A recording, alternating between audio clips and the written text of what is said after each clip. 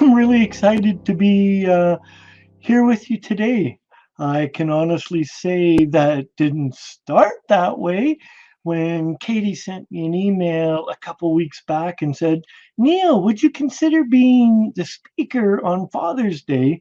I read that email and I went, oh my goodness, what is she thinking? How can I be the speaker on Father's Day? I've never had the joy of have or the honor or the bliss of having a little child say and call me daddy.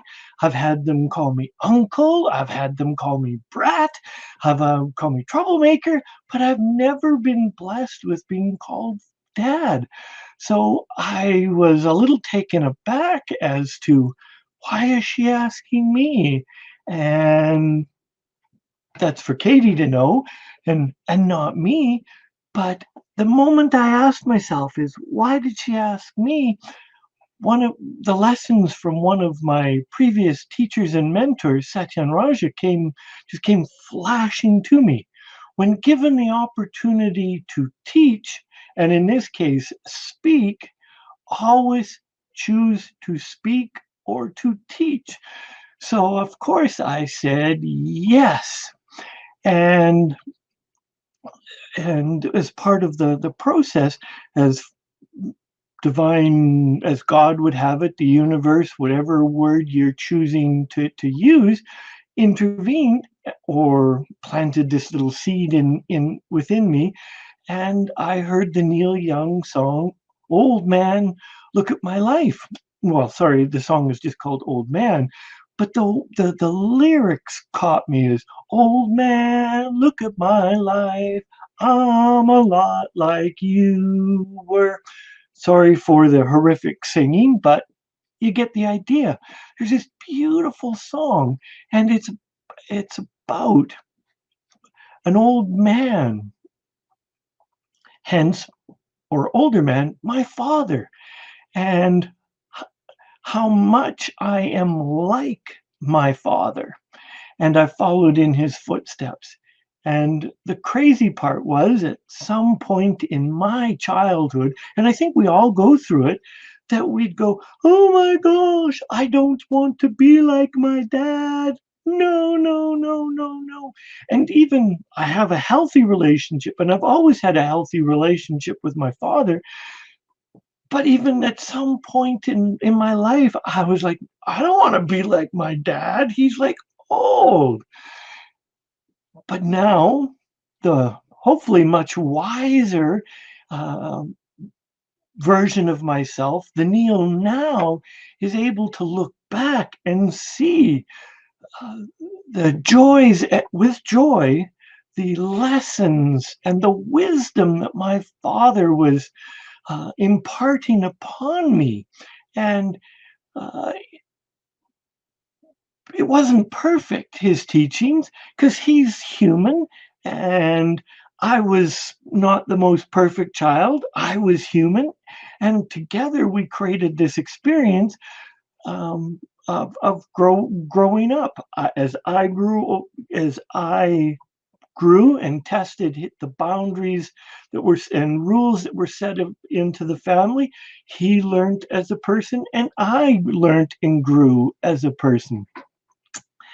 And it's interesting. One of the things that I'm so grateful, well, there's two that I can really say that I'm so grateful that my father spent time to teach me was the ability to do things with my hand. I was born in a time where um, there was two genders, and you were either masculine or feminine, a man or a woman, and there was roles that were associated with being a man and being a woman.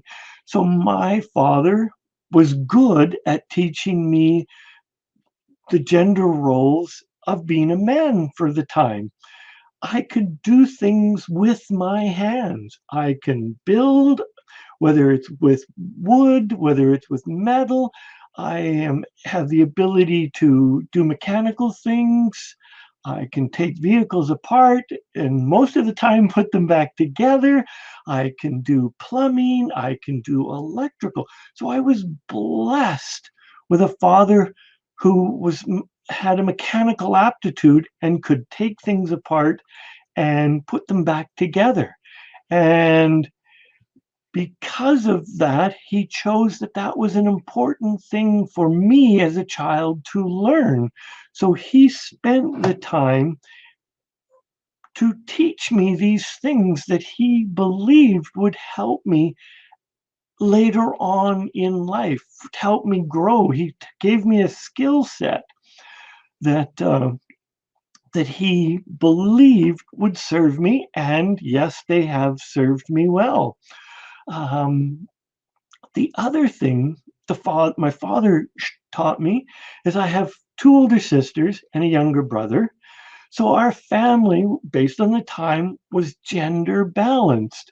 So what my father taught me was how to treat women of all ages, whether it was my annoying sisters, because older sisters, from my point of view, can be very annoying, and how to love your mother, which then translated into how to love a woman, how to treat a woman, how to treat with respect girls. So I've always, well, my father taught me to respect people, all people, but in particularly, he taught me to respect women, that not to be violent, not to use harsh words, to be back then. I'm a child of the '60s. Back then would have been a gentleman, to treat people with kindness and dignity, and for that I'm eternally grateful. And I recognize that as I was growing up, I was not always the perfect child, and my and sometimes I had to be reminded of the lessons, but the lessons that I learned have served me well. And there's a whoop, I'm going to check. I'm reading from Proverbs, chapter 22, verse 6. Start children off on the way they should go, and even when they're old, they will not turn from it. Excuse me, it's true. The lessons my father taught me still serve me today. And it breaks my heart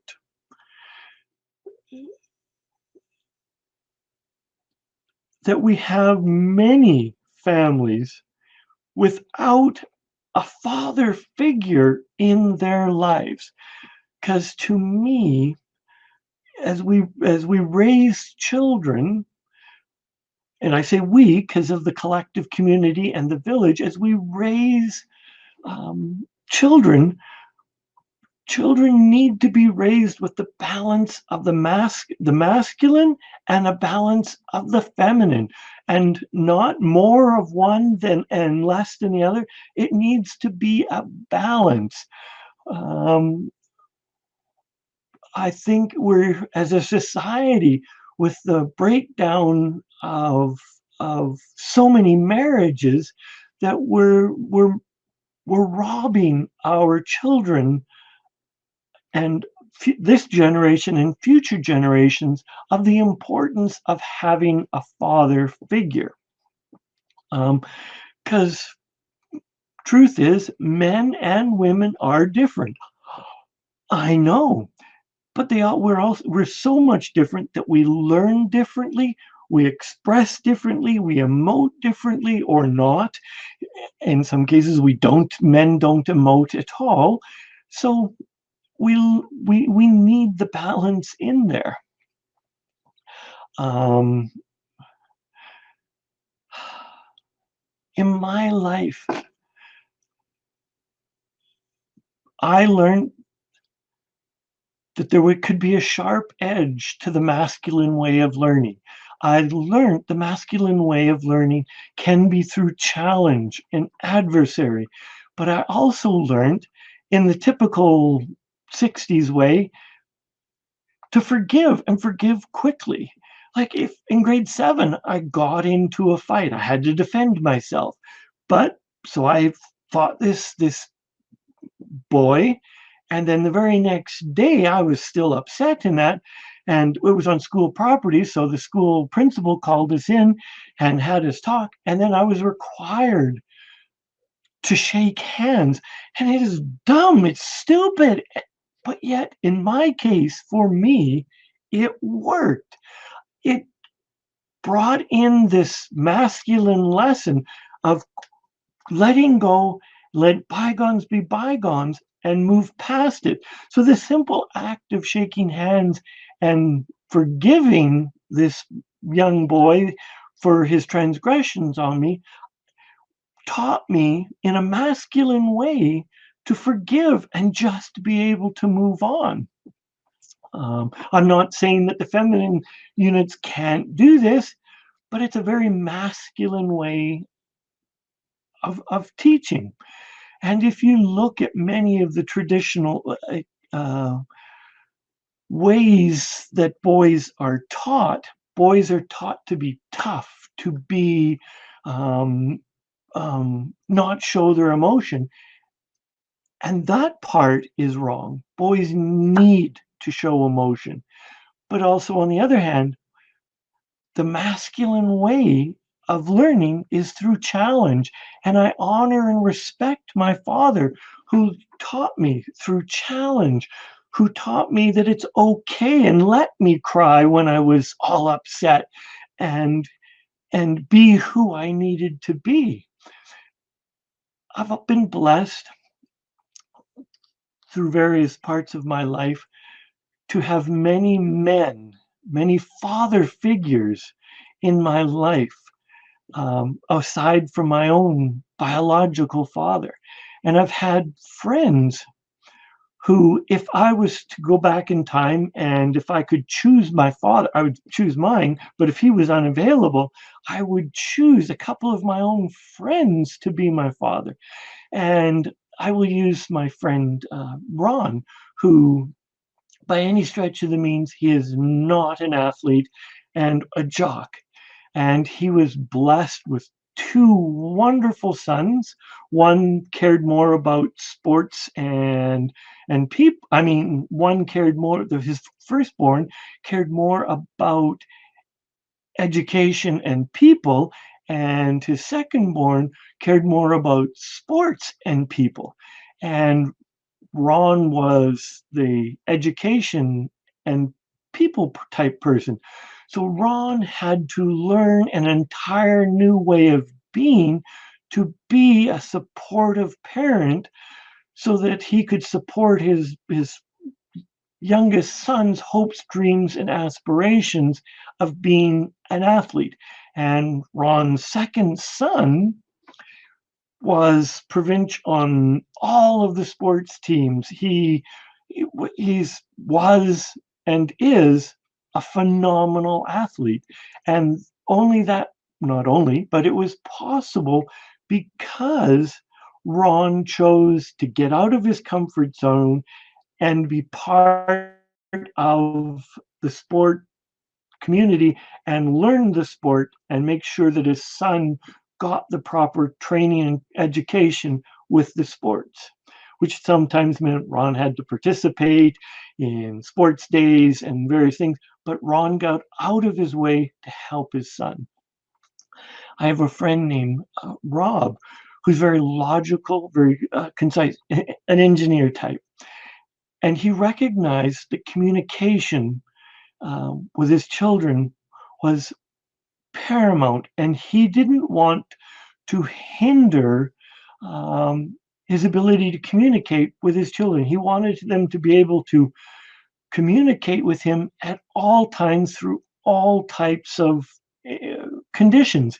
Even if they felt embarrassed to tell him, he wanted to provide them with a safe environment so that they could completely open up to him and his wife. And it was beautiful the way they did it. They used puppets. So the puppets became an intermediary in the dialogue. It became the puppets could speak about whatever was going on in Rob's life and in his children's life, so that it was a third person. Very Most coaching tools ask you to look at your life from a third person perspective. Robert was using the puppet to get his children to communicate in third person, which took away all the fear and stigma behind owning up to things. Um, so his children were well versed in communication, and over time, as it became appropriate, it changed from third person to first person, so that the children were speaking in and taking ownership of what were their feelings and their hopes and their dreams. It was beautiful. His children are now in their 30s, and his oldest has um, children now, and so Rob's grandchildren are learning through this puppet um, way of being, and they are easily able to communicate all of what's going on in their life, whether it's there's no shame in bedwetting. There's no shame in owning up to that they took an extra candy or they had an extra sweet. There's no shame to it because they're learning to speak in the third person, which is beautiful. I had many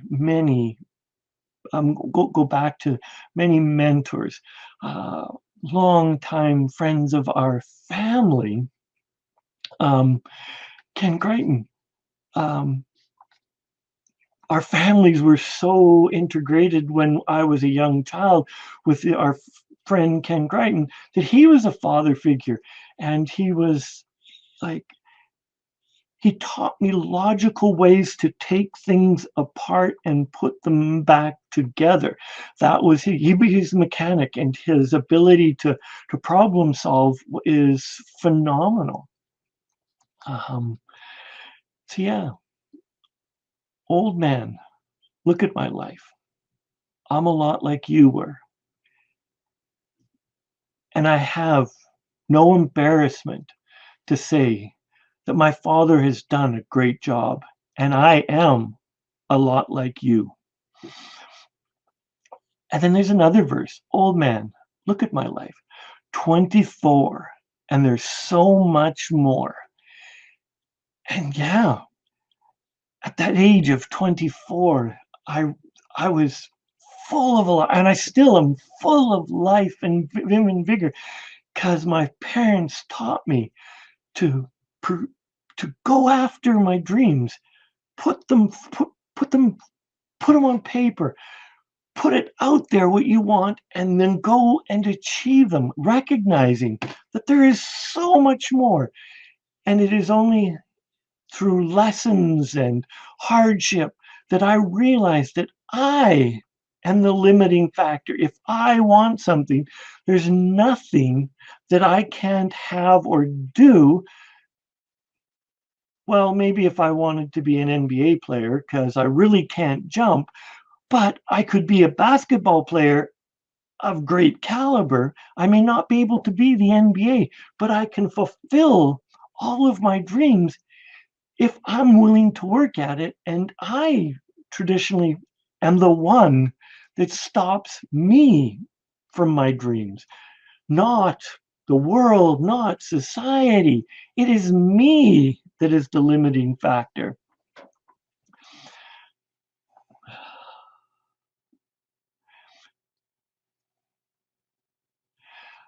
Live alone in paradise that makes me think of love.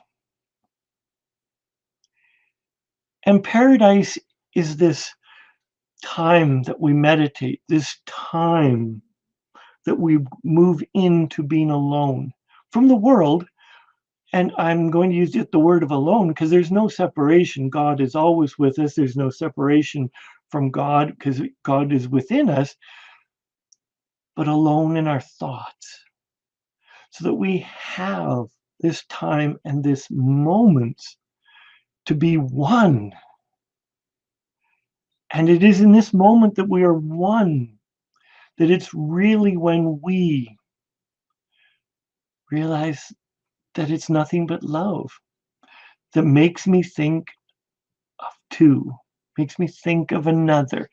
When I start to go and think of love, I think of myself and I think of another.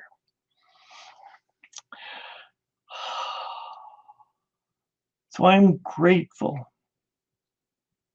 for my father, and I am grateful for all the father figures in my life. And I'm grateful that I had a father figure in my life so that I could grow up to be a lot like he was, so that I can achieve as much as I can from the great lessons that were passed on to me.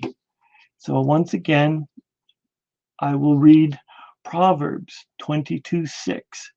Start children off on the way they should go, and even when they are old, they will not turn from it. And with that, I'll leave you. Namaste.